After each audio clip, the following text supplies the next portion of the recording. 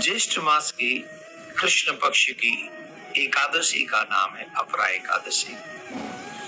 जिस व्रत को करने पर व्यक्ति के बड़े से बड़े पाप नष्ट हो जाते हैं और जिनके पूर्वजों का जिनका ये पता चला हो कि हमारे पितरों की गति नहीं हुई है, उनका कल्याण नहीं हुआ है, अगर ऐसे लोग भी इस एकादशी का व्रत करेंगे तो उन्हें उनके पितरों को मुक्त करने का सुंदर अवसर ये एकादशी का व्रत देता है। धर्मराज ने जब भगवान श्री कृष्ण से पूछा इस एकादशी का महत्व क्या है, कथा क्या है, ज्येष्ठ मास की कृष्ण पक्ष की एकादशी को क्या नाम से पुकारते हैं, तो भगवान श्री कृष्ण ने कहा अपरा एकादशी। ज्येष्ठ मास की इस व्रत को जो करता है बड़े बड़े पाप नष्ट हो जाते हैं, अधोगति को प्राप्त हुए मनुष्य की सदगति होती है।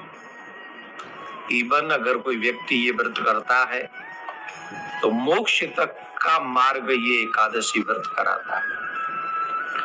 मैं तुम्हें एक कथा सुनाता हूँ। दो भाई थे। एक बड़ा भाई था जो वहां उस नगर का राजा था। उस राजा का नाम था महेध्वज।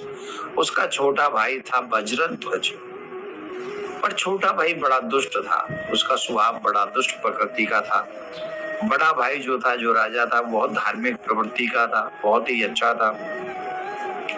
लेकिन वो पाने की इच्छा में अपने बड़े भाई का वध कर देता है और जंगल में उसका वध करके पीपल के पेड़ के नीचे उसे गाड़ देता है।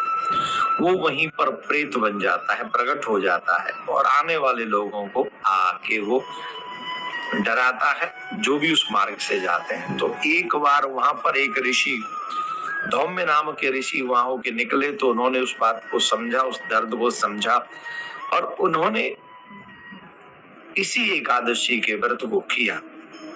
अपरा एकादशी का व्रत करके संकल्प करके उस राजा को समर्पित किया जिस व्रत के कारण उस राजा का मोक्ष हुआ, कल्याण हुआ। हम लोगों को भी अपने पितरों के लिए या अपने कल्याण के लिए इस एकादशी का व्रत को करना चाहिए। 24 मई को ये एकादशी व्रत रखा जाएगा। ब्रह्म मुहूर्त में उठकर स्नान करके संकल्प करके हम एकादशी का व्रत करें। ज्यादा से ज्यादा इस दिन किए हुए कोई भी सत्कर्म हमें कई गुना ज्यादा फल देता है। बार बार भोजन नहीं करना चाहिए। भोजन माने फलाहार ज्यादा नहीं करना चाहिए। उत्तम व्यवस्था है कि एक समय ही जलपान करें, फलाहार करें या जल। सबसे श्रेष्ठ उत्तम व्यवस्था तो यही है कि हम जल भी न ग्रहण करें, पर जल ग्रहण करें, फलाहार एक बार जो सामर्थ्य अनुसार ग्रहण करें, ज्यादा नहीं।